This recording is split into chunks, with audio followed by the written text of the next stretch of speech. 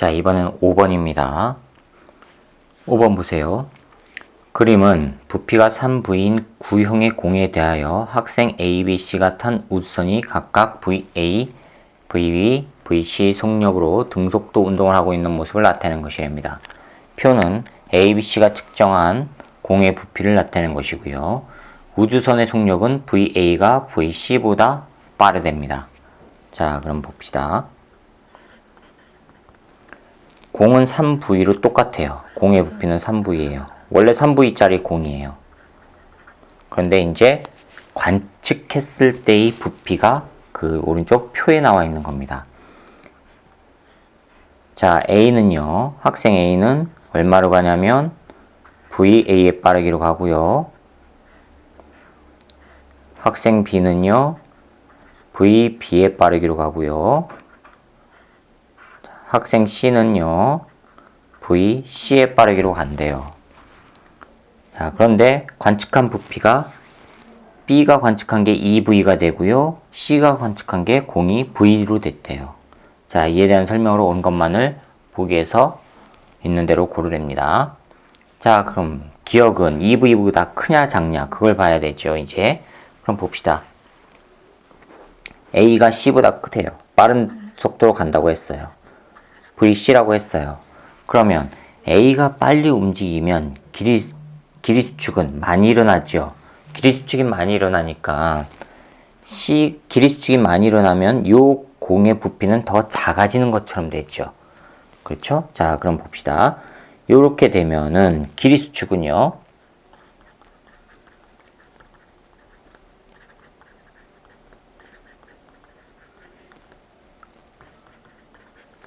이거를 A에서 바라본 길이, 그 다음에 C에서 바라본 길이라고 하면 수축이 A가 더 많이 일어나니까 길이는 이게 더 큰 거가 되죠.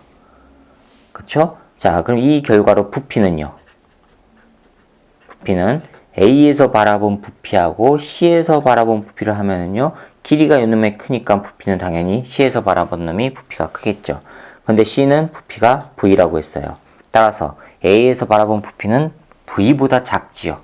그런데 2V보다 크다고 했으니까 기억은 틀렸습니다. 그렇죠? 자, 니은 보세요. VB는 VC보다 크답니다. 자, 그럼 보세요. VB하고 VC하고 비교해 보세요. VB가 봤을 때 부피가 더 크게 보이죠? 그럼 길이 수축이 많이 안 일어난 거죠? 그렇죠? 그러면 많이 안 일어났다는 얘기는 빠르기가 느린 거고, 그러니까 누가 더 빨라요? C가 더 빠르다고요. 그러니까 VB는 VC보다 크다라고 했으니까 틀렸습니다. C가 더 빠른 겁니다. 그 다음 D급 보세요. A가 측정한 공의 질량은 공의 정지 질량보다 크다. A가 측정해요. A는요. 빠르기가 C보다 빠르죠. 그렇죠? 그러니까 일단 A에서는 C는 원래 부피보다 작게 보였으니까 C에서 본 공의 길이는 정지 길이가 아니에요. 즉 정지 질량이 아니에요. 공이 갖고 있는 질량을 C는 정지 질량으로 측정한 게 아니란 얘기예요. 길이가 달라졌으니까요. 부피가 달라졌으니까. 그러면 A가 C보다 더 빠르다고 했죠. A가 C보다. 그러면 적어도 A가 공 C의 질량을 측정하면 정지 질량은 아니란 얘기죠. 즉 상대론적 질량이란 얘기예요. 상대론적 질량은 정지 질량보다 크다 그랬죠. 따라서 D것은 맞았습니다. 그러면 5번은 D것만 맞았으니까 2번이 정답이 됩니다. 자, 그 다음에 6번 보세요. 그림은 관찰자 A가 측정할 때 관찰자 B가 타고 있는 우주선이 광원과 거울 P를 잇는 직선과 나란하게 0.8c의 속력으로 등속도 운동을 하고 6번입니다. 여기가 광원이에요. 여기가 광원이고요. 이 광원에 A가 이렇게 서 있습니다. 관찰자 A입니다. 그 다음에 여기서부터 일정한 거리 떨어졌어요. 얼만큼 떨어졌냐면 L만큼 떨어졌대요. 거리가 L이었대요. 이게 거울 Q고 우주선은 여기서 날아가요. 얼마로 가냐면 0.8c래요. 얘가 B래요. 그 다음에 광원에서 또 L만큼 떨어져 있는 상태인데 거울 P래요. P. 우주선이 이번에는 여기서 아래쪽으로 0.5C의 빠르기로 간대요. C 우주선이에요.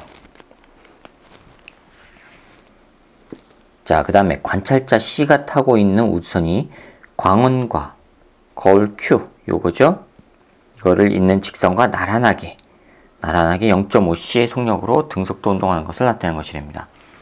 광원과 거울 P, Q에 대해 정지에 있는 A. A는 정지입니다. 측정한 광원과 P, 광원과 Q, 광원과 P 사이의 거리는 L로 같답니다. 얘가 측정했어요. 그러니까 이 L은 고유 길이에요. 자, 그 다음에 이에 대한 설명으로 옳은 것만을 보기에서 있는 대로 고르랍니다. 기억 보세요. B가 측정한 광원과 P 사이의 거리는 C가 측정한 광원과 Q 사이의 거리보다 크답니다. 자, 그럼 봅시다. 기억. 먼저 VB하고 VC를 비교해보세요. VB하고 VC를 비교해보면 누가 더 빨라요? 얘가 더 빠르죠? 그러면 VB가 바라봤을 때 이 길이 수축이 더 많이 일어난다는 얘기죠? 그렇죠? VB가 바라봤을 때 길이 수축은 요거죠? A에서부터 P까지.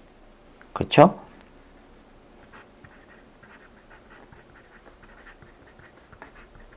AP의 길이.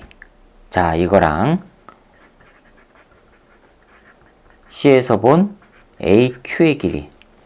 그런데 B가 더 빨리 움직이니까 이 거리는 고유 길이였던 L이 더 짧게 보이는 거죠. 따라서 이 길이가 더 큰 거가 된단 말이에요. 그러면 B에서 측정한 광원 P와 광원과 P 사이의 거리는 C가 측정한 광원과 Q 사이의 거리 AQ요. 이거보다 크다. 맞았죠? P가 Q보다 작아요. 그러니까 요게 큰 겁니다. 요거. 그런데 지금 P 사이의 거리는 C가 크다고 했으니까 틀렸습니다. 작습니다. 기억은 틀렸습니다. 자, 니은 보십시다. 빛이 광원에서 Q까지 진행할 때, 빛이 광원에서 Q까지 여기까지 진행할 때입니다. B가 측정한 빛의 진행거리 B는 빛이 이렇게 오는 것처럼 보이는 게 아니라 대각선으로 움직인다 그랬죠? 그럼 이 길이보다 빛이 진행한 거리는 길어지는 거죠? 빛이 광원에서 P까지 진행할 때 C가 측정한 길이, C가 측정한 빛의 거리보다 크대요. 자, 그러면 빨리 움직이면 움직일수록 대각선의 길이가 길어지는 거죠? 그러면 B하고 C하고 똑같이 움직이는데 얘가 더 빠르죠? 그러니까 빛이 움직인 길이는 얘가 더 대각선으로 길게 움직이는 것처럼 보일 거 아니에요. 그렇죠? 따라서 B가 측정한 빛의 거리가 C가 측정한 빛의 거리보다 크다? 맞았지요. 더 빨리 움직이니까 길이가 쭉 늘어난 것처럼 보인단 말이에요. 광원이 빛이 더 멀리까지 움직이는 것처럼 보인다고요. 그 다음에 디귿 보세요. 광원과 Q 사이의 거리는 A가 측정할 때가 B가 측정할 때보다 크답니다. 광원과 Q 사이의 거리. 광원과 Q 사이의 거리는 A가 측정하면 L. 그쵸? B가 측정하면요. B는요. 길이 수축은 항상 진행 방향으로만 일어난다 그랬죠. 이 방향으로만 일어나기 때문에 요게 길이 수축이 일어나는 거지 B 입장에서는 이게 길이 수축이 일어나는 게 아니란 말이에요. 따라서 두 개는 같아야 된단 말이에요. 근데 크다고 했으니까 틀렸습니다. 그러면 니은만 맞으니까 2번이 정답입니다. 자, 그 다음에 7번 봅시다. 다음은 뮤온과 특수상대성 이론에 대한 설명이랍니다. 우주선을 구성하는 입자들은 수명이 매우 짧아서 이내 다른 입자로 바뀌기도 한답니다. 대기권 상층에서 발생한 뮤온이 0.99C 속력으로 이동할 수 있는 최대 거리는 700m에도 못 미치지만 4,700m가 넘는 상공에서 발생한 뮤온이 지구 표면에 도달하는 경우도 있답니다. 원래는 700m 정도만 가도 사라져야 되는데 4,700m가 넘는 상공에서 발생한 게 표면에 도달하는 경우가 있답니다. 그럼 뮤온 입장에서 뭐 일어난 거예요? 길이 수축이 일어난 거죠. 그쵸? 지구 표면에 있는 사람 입장에서는요, 시간 팽창이 일어난 거란 말이에요. 오랫동안 살아남은 거란 말이에요.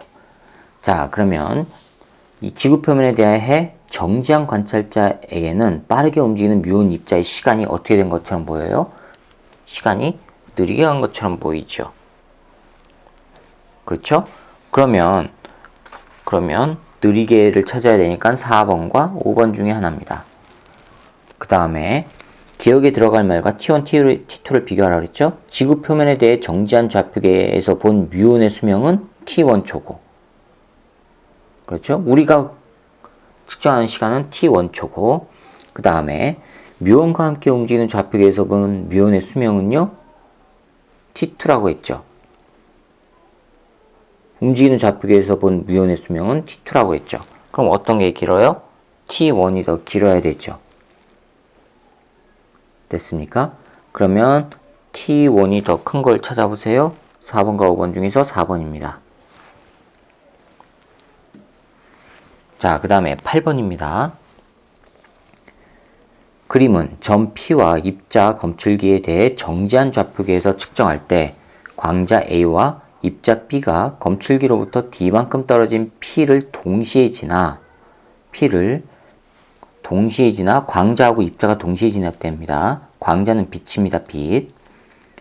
동시에 지나 각각 등속도 운동을 하는 모습을 나타내는 것이며 검출기와 같은 관성좌표계에서 측정할 때 A가 P에서 검출기까지 가는데 걸리는 시간은 T0이고 A는 B보다 검출기에 먼저 도달했답니다.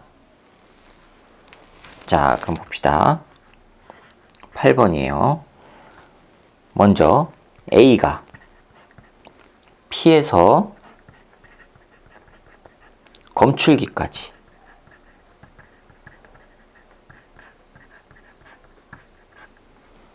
가는데 걸린 시간, 이게 지금 얼마라고 했냐면 T0라고 했습니다. 이걸 T0라고 했어요. 검출기와 같은 관성좌표계에서 측정한 겁니다. 자, 그 다음에 입자 B가 P에서 검출기까지 가는데 걸리는 시간, 입자 B가 이거를 TB라고 해볼게요. 그런데 지금 A는 B보다 먼저 검출기에 도달했답니다.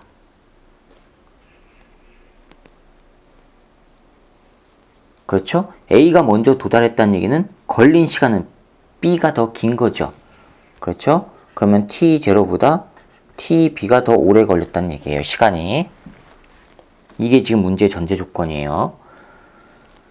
자, 이에 대한 설명으로 옳은 것만을 보기에서 있는 대로 고르랍니다. 기억 보세요. B의 좌표계에서 관측하면 B의 좌표계입니다. B 누구요? 입자 좌표계에서 관측하면 A가 P에서 검출기까지 가는데 걸리는 시간은 T0보다 크답니다. A가 P에서 검출기까지 가는데 걸리는 시간은 요거보다 크답니다. 시간은 어떻게 해요? 시간은 작아야 되죠. 됐습니까? 자, 광자의 속력을 C라고 하면 이거는, 자, 봅시다.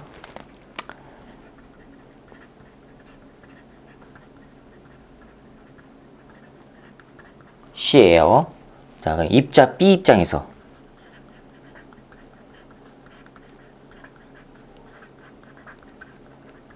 즉 B의 관점에서 요 D 있죠? T, 거리 D, 길이 수축이 일어나죠.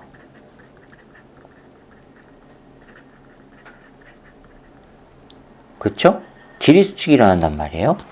그러니까 길이 수축이 일어나니까 D 입장에서는 짧은 거리를 간 거가 된단 말이에요. 따라서 D 입장에서는, B 입장에서는요, D는 길이 수축이 일어나니까 B 입장에서는 D보다는 짧은 거리를 간 거가 된단 말이에요. 따라서 B 입장에서의 걸린 시간은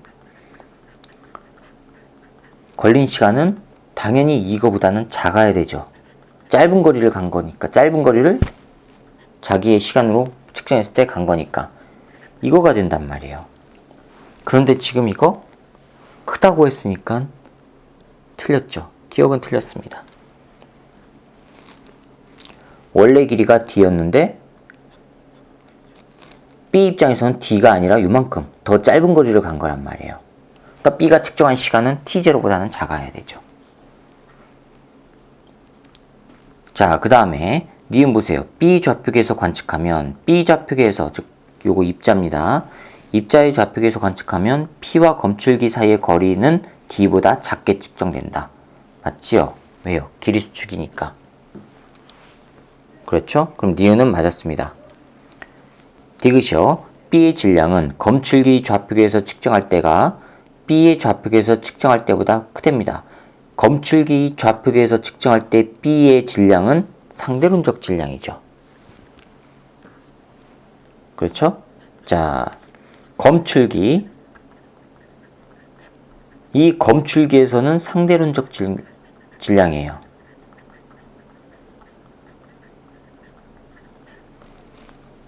그렇죠? 그럼 B 좌표계에서는요. B 좌표계에서 같은 좌표계에서 B를 측정하니까 같은 좌표계에 있는 걸 측정하니까 걔는 정지 질량이 된단 말이에요. 상대론적 질량과 정지 질량 누가 커요? 요놈이 크지요. 따라서 검출기 좌표에서 측정할 때 이때가 상대론적 질량이니까 크지요. 그럼 디귿은 맞았습니다. 니은과 디귿 4번이 정답입니다. 됐습니까?